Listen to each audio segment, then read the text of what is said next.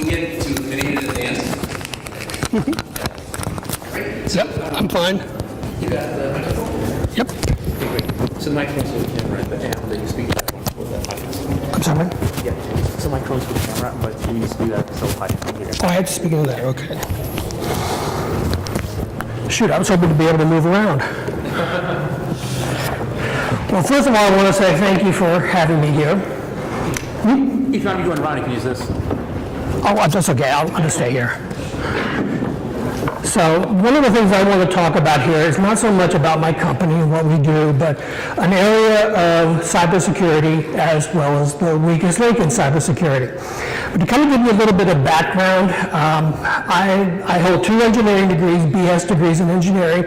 I was on a 10-year program because I never wanted to let college get in the way of my education.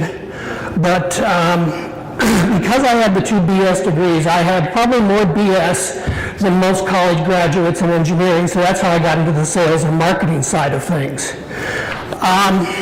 So first of all, I want to kind of get this to be a more interactive type presentation as opposed to me just talking. So first of all, I want to ask you a question, and I do have gifts for people who do answer questions and who have the right answers. What do you think is the most weakest link when it comes to cybersecurity? What? Your people. People, good. Anybody else? All right. Here you go. If I hit anybody, I apologize. I'm not the best thrower, but here you go. Ouch!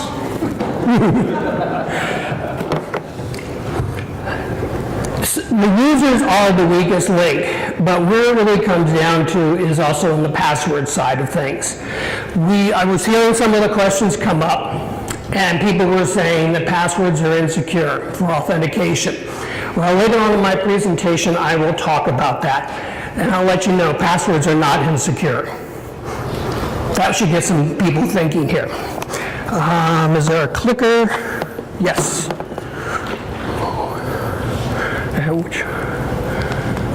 There we go. So the big elephant in the room is the user, is the passwords. It really comes down to authentication. How do you know that the person is who they say they are? So this is kind of one of the things we want to talk about. You listen to a lot of the different presentations, you look at the products, where is all the cybersecurity really being done? It's done behind the firewall. It's the pen testing, it's the checking of data, it's all the other kinds of services, putting more security and encryption in the firewalls in the back end. All of that is necessary. But years ago, I was invited up to Microsoft to take a look at their new product called Azure. And because I was a security person, that's why the gentleman there invited me to see it. They showed me this great product. They talked about all the security, all the encryption, all the certificates, compliances that they made. So afterwards, and I do this quite frequently, and sometimes I know I can be a pain with it, I said, I have one question. How do you log into it? And so the Microsoft guy kind of looked at me like I was stupid and said, well, with your computer. Oh, with my computer, okay. How do I log into it? And now he's getting a little perturbed, and he said, well, with your credentials. Oh, I use my credentials, okay. How do I log into it? Finally, he said, well, you go to Live ID and you type in your username and password. I go, exactly. And as soon as that hacker has your password, all your other security went out the window, pun intended. So first of all, we always hear about hackers. Does anybody here have a definition of what a hacker is or what they think is a hacker? Anybody? Okay, yes. Can someone get a mic? I'm sorry, I can't hear. Someone uses a system in a way it's not intended to be. Correct. Very good. Can somebody get the right size? What, large? Okay, get that back to him. Correct. So I'm going to go and here's This is what most people think are hackers. They're not going to be doing terrible, nasty things to your network. They're going to be anonymous, all these different kinds of people, different user states. These people are hackers because they're actually taking different technologies, different products, putting them together in ways that nobody has put them together before. That is a hacker. I'm a hacker, but I'm not a cracker. That's what the first group is. Those are referred to as crackers. Those are the ones that want to do devious things with your information. So being a hacker is not necessarily a bad thing. And one example, when I was a mechanical engineer at UC Irvine, there was a contest to do a bridge building out of balsa wood. And the rules were very, very simple, that you could use glue and you could use 1/4 by 1/4 inch balsa wood. They didn't say how you made a 1/4 by 1/4 inch balsa wood. So I took 1/64 inch balsa wood sheets and I made plywood out of it by taking glue, spreading it on it, putting the next piece of wood on it, cross-grain it, and built that up to a 1/4 inch. Then took a saw and trimmed it to size and built my bridge. Because the glues were so much stronger than the wood, while I couldn't directly stand on it, I was pretty close on this balsa wood bridge. I was disqualified because I didn't follow the rules. Well, I did, but they didn't like what I did, but again, I hacked their system. And so, again, that is a hacker. So we've all heard about the different types of the targets that have been going on, attacks. We're all familiar with Target. Do you know how Target was attacked? Anybody? The POS system. I'm sorry, what? The POS system. Nope. Wasn't the POS. Yes? They were able to observe the transactions on the credit card registers. Nope. It came from a third party, which are you familiar with the term HVAC, heating and air conditioning systems? So hackers went into this third party and broke into their code and added in the viruses inside that piece of software. Then they sent out a notice to all of their suppliers, Target being one of them, that there's an update to our software. Please load it. Well, we all get these update notices, so they loaded in the updates. The virus got into their system. Now, what Target did that was really the bad part about this whole thing, they had the same servers that monitor the credit card equipment, also monitoring their HVAC. So that's how the hackers originally got in, was through a third party.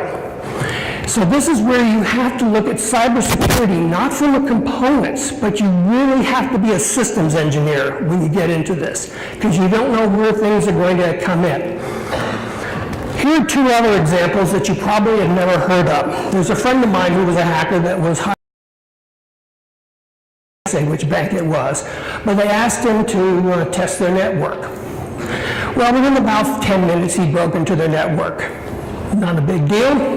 He was authorized to do it. He found the weaknesses. But then he came across a list of IP addresses that didn't make any sense to him. So he goes and probes them, and guess what? Those are the IP addresses to the ATM machines.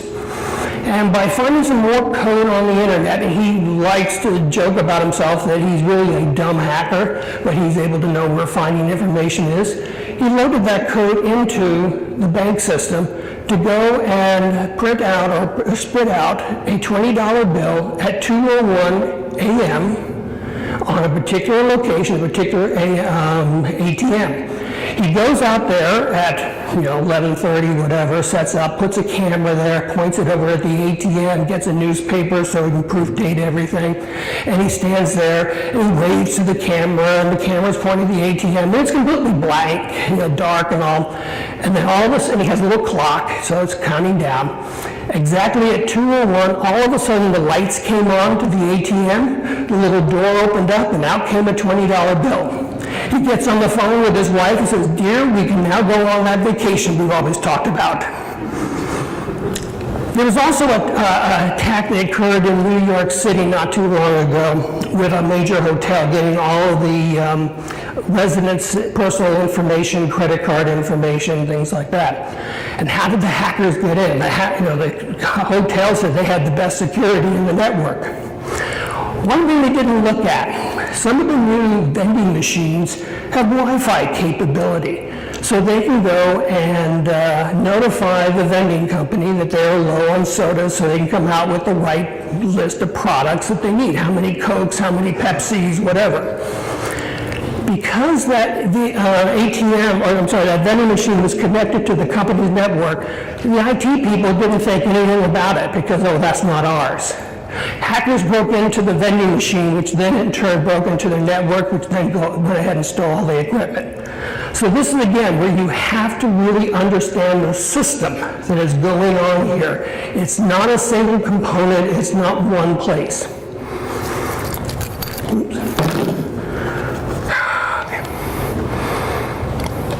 So where does authentication begin? So where do you think authentication really should begin? Before or behind the firewall? Excuse me? Behind the firewall. Okay, anybody else? Before the firewall. If you wait until the hacker gets past the firewall, you're already too late. They're in your network. And now they're going to go ahead and start probing. So this is where you start looking at who's responsible and how is authentication taking place, and who's responsible for it. Authentication is looked at from the perspective of the gatekeeper. When you go to a building or you go to a gate and the guard is there and says, okay, we'll give you the passphrase, and so they'll give you the passphrase. They'll look at their picture. All of those determinations are done by the gatekeeper. And once all of those determinations are confirmed, then they're allowed in. So this is where I'm going to ask a simple question about Scully. Which one is the correct Scully? 1, 2, or 3? 2. Okay. Why? The actual person, the other two are fictional characters. Okay. The others from a different movie. Okay. How do you know that? I guess the event was recorded, so I guess I'm relying on someone else's information. Okay. So what are the factors of authentication? Are people familiar with the multi-factors of authentication and what those factors are? Hands? Okay. There are 3 factors, possibly even 4 now, factors of authentication that we use to prove that you are who you say you are. And the first one would be biometrics. That is something that you are. It's your fingerprint, your facial, your iris, your voice, anything that is unique in inheritance to you. So what you did was a biometric authentication, that you recognized his face. Correct? So that is a single factor authentication. Hey, made one. Okay, so next thing is something you have. This is a token, this is a card, this is your passport. It's something physically that you own. It's another form of authentication. Then there's also the password. That's the knowledge-based authentication. It's something you know, something that nobody else is supposed to know. You know, the old speakeasies back in the 1930s, they know I wasn't there. But when you go and knock on the door and say, Joe sent me, or whatever, that's a passphrase. All of those things are secure. But if you only use one of them, that's single factor authentication, and it's extremely insecure. I can get your picture. I can get your card. I can steal your password. If that's all I'm using, the odds of me getting that are quite good. Multi-factor authentication, we also say 2-factor, is where you can take any 2 of them. I keep grabbing that.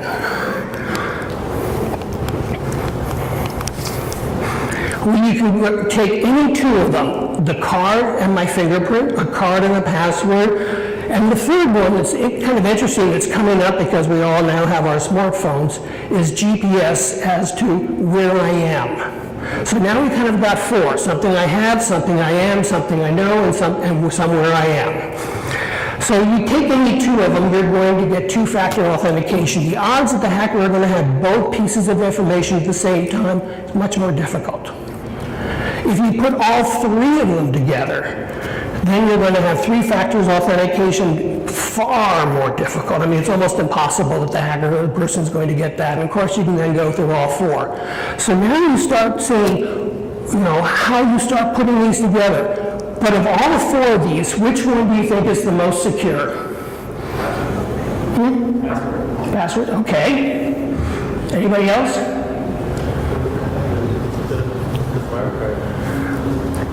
The card? You said? Yeah. Okay. Biometric. Okay. Guess what? They're all the same. I can go, because of the card, I can go and make a new card. It's manufactured. Biometrics is not private information. You have a water bottle there. You walk out, what do you do? Throw it into the recycle bin. I can pick it up and I can lift your fingerprints. If you're going to go and use your facial recognition, you're probably on Facebook, someplace like that, your picture's there, I can pull that off. Passwords, again, passwords, because people manage them, are not as secure as they should be, because it's, again, password number 123. Password is still the number one password that people use. And that's because we put the weakest link, the human element, in charge of them. But it's putting the multiples together. That's where the security is. So, who were the three? There's one there. Pass that over. Okay, someone's gonna have to pass this guy. Okay.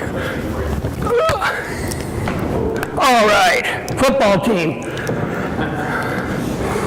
So, a lot of people are talking about we need to kill passwords. You're not going to kill passwords. Passwords are never going to go away, and trying to even think that they are, you're running down the wrong alley for a number of different reasons. And I can say this because I actually wrote the book, literally wrote the book on passwords. See? Making passwords secure, fixing the weakest link by develop.net. I wrote the book. It's available on Amazon. There's a number of things about passwords that you need to know. Passwords as a means of authentication is very, very secure. You can have a 20 character, 50 character, 500 character long password. But why don't you use it? Because of the human element. We can't remember more than 8. If we then have to go and have 9, 10, and complex ones, what do? We write them on Post-it notes and we stick them all around our computer. We're seeing that cleaning crews and other visitors are coming into companies with their smartphones and they're taking pictures of all those little sticky notes and selling them on the black web.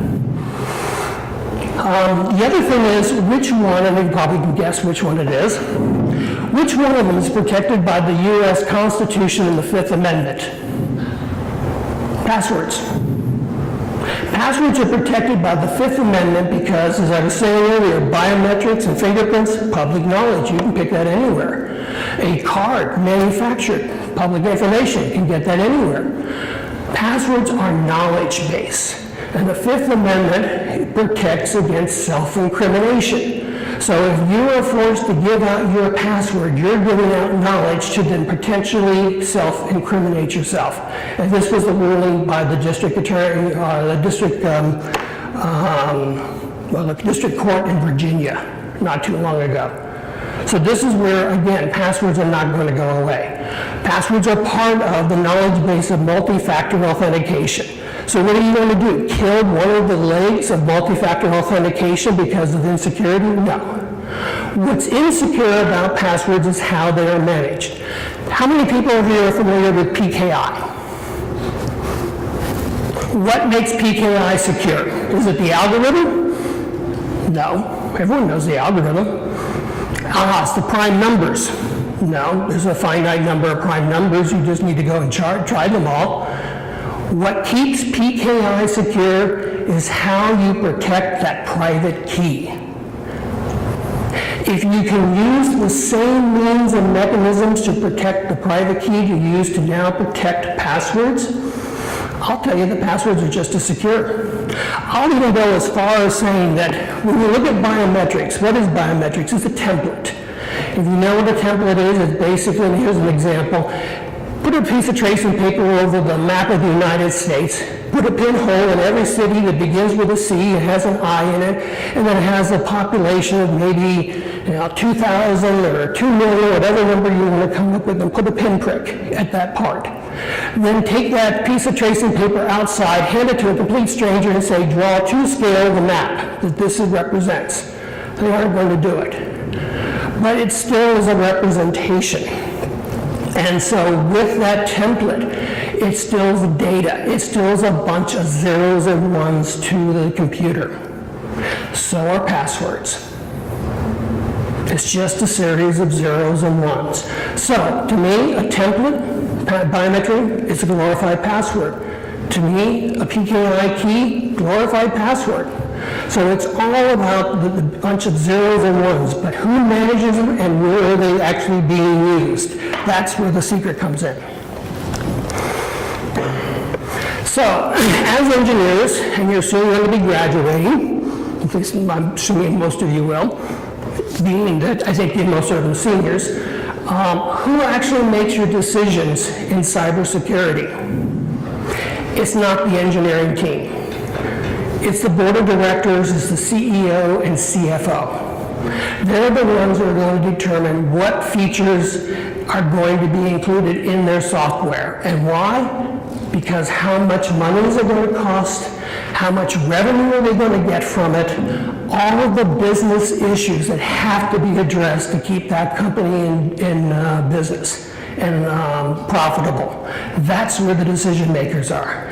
So, as an engineer, you have to now start talking about ROI. You need to know business terms. What is ROI?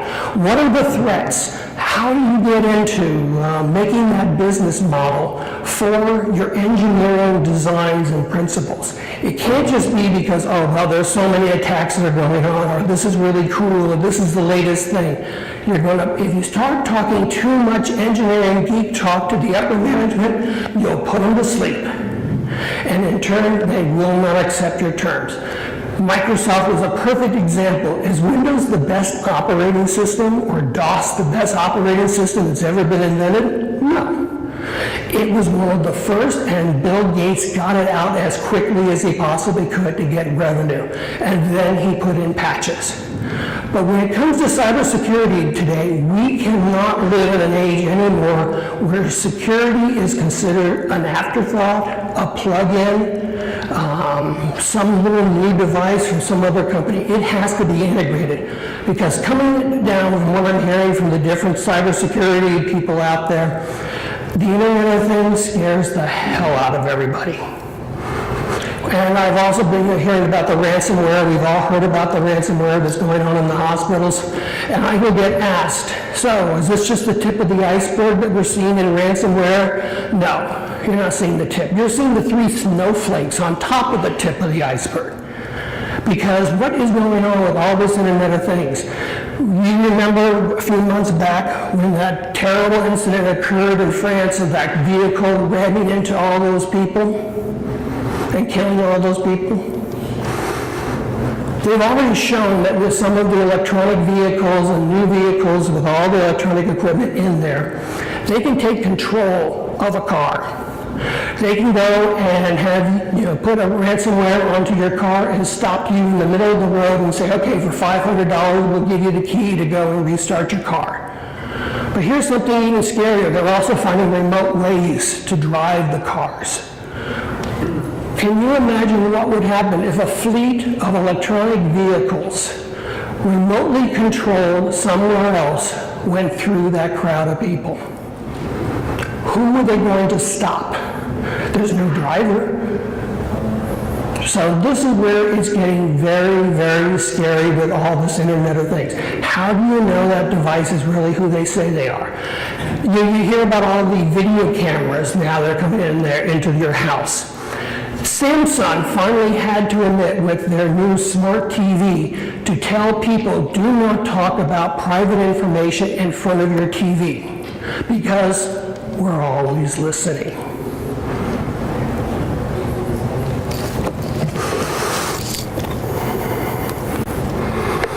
So I kind of want to conclude a couple of things, and then I want to see if we can open it up to some more questions. As I said, the whole thing with ransomware, BYOD, all of that is becoming very, very scary out there. There's too much going on, and the security is there not in place. Companies are still putting in Band-Aids to fix their security. As an engineer, I implore you to start knowing more than just coding. You've got to understand systems, because the hackers are knowing the systems. They're finding the weak links. PKI has been broken so many times. If you heard about, LavaBit. Anybody know who LavaBit is? Okay, LavaBit's no longer in business. The reason it's no longer in business is Snowden supposedly had used LavaBit to communicate some of his secrets. So the DOJ went into LavaBit and said, give us your private keys to all your accounts. Even though you had nothing to do with Snowden, they wanted your private key to all your email accounts. LavaBit refused, thankfully, and so because of all of that, they were forced to go out of business. But think about that with your private key. If the DOJ can go in, and I'm not talking the political side of all this, it's purely from an engineering side. If the DOJ feels that they can subpoena private keys, that means private keys are accessible. If they are accessible, hackers will go after them. If hackers will go after them, they will get stolen. If they get stolen, they will be used. So you hear about all this identity theft that's going on. It's not just for your credit card. It's not for your medical records or getting insurance. It is trying to use your identity and your good name to get a credential into a system. Universities, and I would probably say here too, do a lot of research for companies, grants, and for businesses and the government. They're getting hacked into, and they're not even really realizing it. They're not getting hacked in for the information. They're getting in there by the hackers to go and change the results. And if they know that they have changed the results of a test to say that this drug really is no good, they'll place an order on the stock market against that company. They'll do a put on it, and they'll make lots of money. Or they'll go and change the data and say it's really good, and then they'll go put a call on it and make lots of money. So this is where a lot of this data is being done in other ways than just stealing your credit card information. I also wanted to emphasize again, you need to think from a business perspective. You need to know terms like ROI. You need to know how the company makes money. Because who's responsible for the sales and marketing of a business? Everyone. As an engineer, it doesn't mean that just because you've come up with a really cool product, that's all your responsibility. No, you have to understand business, because that's going to keep your job. And if you don't understand the business and it doesn't work out, you won't have a company anymore, which turns you won't have a job. So that's why you have to think about this. And also, I kind of want to talk again about multi-factor authentication. This is very, very important about how you get this thing going. So I think I still have some time.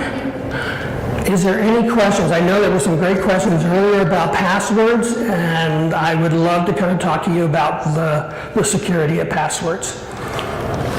Rajan said something about how you enter the password, the behavior. Is that considered to be two-factor or is it Okay. one? My company, when I started back in 2005, was called Access Smart, and we have a product called Power Logon. And the long definition of it is a multi-factor authentication, enterprise-based password manager system. Now that's a lot of words, but basically what we're doing is taking the same ID badge that gets you into the building to now log you into your computers, your networks, your applications, your cloud, wherever you want to go, without a person knowing, generating, managing, typing a single password. And every password is unique to every single account. We did this for HHS. We're now actually protecting 700 Health and Human Services computer networks and their servers, where it's a 21 character password, each one having its own password, changes every day. Nobody knows it. Now, some of the other things you'll hear are PKI, there's also SKI, there's PAI, there's OTPs, SSLs, what else? You know, there's a slew of different acronyms out there, and I can talk to you about all of them. It's not that one is better than another, it is matching the technology for the environment that they need. So I kind of hope so. To kind of answer your question, it's not typing it. If you're using a password manager in the Cybersecurity system, you don't have to type it. By not typing it, you're not having to go and get worried about a keylogger picking anything up. If you're not typing it, you don't know it. If you don't know it, you don't have to worry about a social engineering attack. I'm sure you're familiar with all of those. If you don't know it and you're not typing it and you don't have to remember it, well, you get one of those emails, and maybe there is somebody here that's related to a prince in Nigeria, and they do have $5 million in the bank waiting for you. I know I'm not one, but I do get those emails.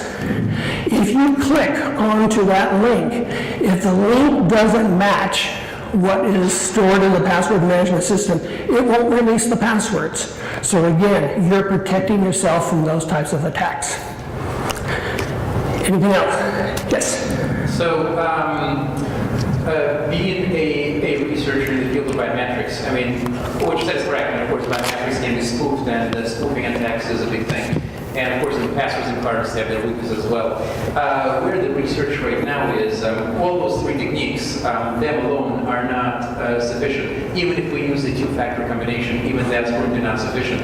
Because what happens is after the legitimate user has gotten into the system, and the system is now unlocked, the attacker can go in then. So where there's a lot of research right now is in the field of continuous authentication, where as you're using the device, your identity keeps constantly being verified. One example would be as I'm using my Android or Windows phone. That's actually what I use. I'm not saying this to be nice to Microsoft speaker. I have a Windows phone. Yeah, so they're good. You know, so as I'm interacting with my mobile device, it monitors my keystroke patterns. It can monitor my biometrics in order to continually verify my identity, which, of course, once again, the approach does have its limitations. But I think doing that with passwords, I haven't really seen a single approach which tries to do that. And that makes sense, right? Because you don't want to prompt the person a password every 5 minutes. Right. So I think, where the future is, it's in the area of continuous authentication. Right now, it seems that biometrics monopolizes, with that field. Is it going to be like that in the future? Well, one of the course of things with biometrics is you can't change it. Can you change your eye? No, you cannot change your Can eye. you change your fingerprint? You cannot change your eye or your fingerprint, but there is something called a revocable, non-invertible template. Yeah. This way, even if the template is compromised, the attacker, it doesn't give attacker useful information. And when the template is created, it has a salt in it, a piece of random data which you can change to change the template. And that's built off of the seed. I'm sorry? Built off of the seed. Yeah. It's calculated off of seed. Well, RSA certainly got their seed stolen, and they had to replace how many millions? A lot. So when you look at biometrics, biometrics has a great place. It is an important factor, and it needs to be in there. But it's not a single one that you ever want to use. with what you're saying, when it comes to security and cybersecurity, a lot of people will talk about how security and convenience are mutually exclusive. No, they're not. They have to be mutually inclusive. If you make cybersecurity and security inconvenient to the user, they will find ways to work around it. So you could certainly use a card with a pin, something like that, to get into the computer at the very beginning. And then you can use these other systems to constantly monitor in the back end that the user doesn't know that's going on. So, yeah, I'm not killing passwords, or killing biometrics, but does that answer your question? Yes, it does. Okay. I think, two-factor authentication, it's a good gatekeeper, but it's not a good form of continuous authentication, at least, given the state of the art. So I think, that field will be for a while opened by biometrics. Okay. Anybody else? Yes. So several months ago, there are several hackers in Taiwan. They were able to hack into ATM software, and they basically empty the ATM machine, the cash in the ATM machine. So I was wondering how can that happen? Because it looked like the ATM machine can be hard-coded so that it will only receive order from the banking system. And the banking system has a limit of how much money it can take out in a transaction. And once you have issues there and taking out too much money, the bank will be notified. And there will be irregularity, novelty going on in the ATM machine. They should be able to stop it right away. But I just was really curious, how can this happen? They theoretically they empty their ATM machine, the cash in the ATM machine, and they try to take it out. I don't know that particular incident, but we talked about it in the very beginning. They're not going after directly at the ATM. Their hackers or crackers are finding the weak link. So maybe there is some point of sales terminal that connects to the bank that they can get in as a portal. It could even be a vending machine that gets them into the network of the bank. Once they're in the network of the bank, they snoop around and they find the code and the IP addresses of the different ATM machines. Once they find that, they can go ahead and rewrite some of the code in the firmware and push it down onto the ATM to design it to go and change how much money that can be put out and what they're going to use for authentication to get out. So hackers are very, very clever in looking at that weak link and gets to the point. You have to understand the whole system. Does that help? Anybody else? I've got more shirts. Yes, in the back. Oh, no. Too late, you're going to get a question.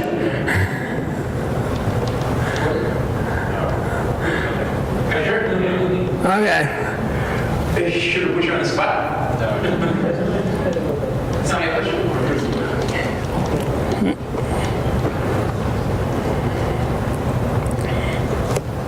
I have a question. You said that PKI authentication has been hacked before. Can you elaborate on that one? Sure. There have been a number of different hacks. Let me just pull up my notes so I get all the right names. But PKI is a very complex system. The more complexity you add to it, the more points of vulnerability you have. So the first thing you do when you go and get a PKI certificate is you have to go to a CA or an RA. One company was hacked into where a bunch of bogus certificates were created. And by using those bogus certificates, they were then able to break into other accounts. Some of the certificates looked like they came from Microsoft, looks like they came from Google, and places like that. So now they have a bogus certificate, they break into maybe the network, they go and add that certificate into a database, and you don't know that they're not a legitimate person. Another one, are you familiar with Suspects and what Suspects is all about? Again, that was... You said Stuxnet? Yeah. Yeah. So again, what happened was bogus certificates were created so that software was actually then loaded into the computer system, which then took down the nuclear spinning machines and all that. There's another one, Cloudflare. about Cloudflare and the Heartbleed attack. Okay, Heartbleed, they said that you cannot get an SL certificate. There's no way you can get an SSL certificate. It is so super secure. Well, it turns out that when you boot up a computer or a network, there's a few seconds where the system is vulnerable, and so they were able to actually break in, the hackers were able to break into it and get those certificates. Now, they kept pinging and pinging and pinging, and they finally broke into it, but 2 people broke in right away. I think it took them about 13 hours, and they finally broke in. And here was a company, Cloudflare, that was actually doing a test and putting that on the internet, prove to us that you can break into this. And they put in their own servers, they did everything you think they could possibly do. When they saw that what happened, the CEO had to kind of admit that we can't go and change everybody's certificates. It's going to be too expensive and too cumbersome, so let's just kind of pretend it didn't happen. Another attack, Skyport, or not Skyport, I think it's how it's pronounced. This is where the certificates and the smart cards were hacked by the CAC, the Navy and the defense industry. The CAC is the Common Access Credential. Again, it looks like one of these types of cards with a little chip in it. Again, it wasn't directly attacking the smart card and breaking it in that way. They found vulnerabilities into the Microsoft operating system or whatever operating system they were looking at, which then could ping the card, which then they could then go ahead and put in a keylogger, and by doing so, they could then remotely log into a card that was sitting in a reader and then break in that way and then use that credential to get someplace else. So it's not always that, it's never that direct attack that you have to worry about. It's all the stuff on the sides. And did you get one yet? Okay, pass that back. Careful, I'm sorry. Sorry. All right, now these ladies here in front had some very interesting questions for the last speaker about passwords. Is there anything they want to add? Could you ask again or bring up? You had asked some questions at the last speaker about passwords and security. Is there anything that I talked about that you want to ask more questions about passwords?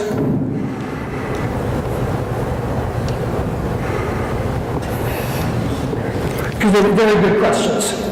No, it's just more of a comment of how people are still the weakest link in education is really big. I've been to several conferences this year, and it's just a recurring theme, and I'm still floored about how people are still using password 123, and it comes to these small businesses where they're not lucky to have infrastructure with really knowledgeable people. So it's just trying to help the community overall to understand the importance of these.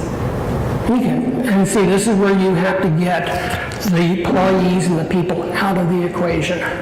I hired a marketing firm to help me with my company. And the gentleman, the CEO of that company said, we are so secure here with our passwords. We do not allow people to write passwords down, and we have wrong passwords, and we change them all the time. So I bought him a dinner at Ruth Chris. I said, you pick any cubicle that you want. Has to have a cubicle with an employee in it, obviously. And you tell me, go find the password. If I can't find the password in 5 minutes, I owe you a dinner. If I find it in less than 5 minutes, I get the dinner. So he ordered for me a nice medium, well-done steak with all the trimmings. And the password was on a sticky note under the Kleenex box. And why? Because people can't remember passwords, so get them out of the equation. Anybody else? Yes? Two. Does she get another t-shirt, by the way? Oh, yes. Okay. No, I'm just kidding, but yeah. No. Would you like another t-shirt? Oh, you already have one? There we go. Do you have one? Oh, okay. Okay. I tried not to hit you again, I'm sorry.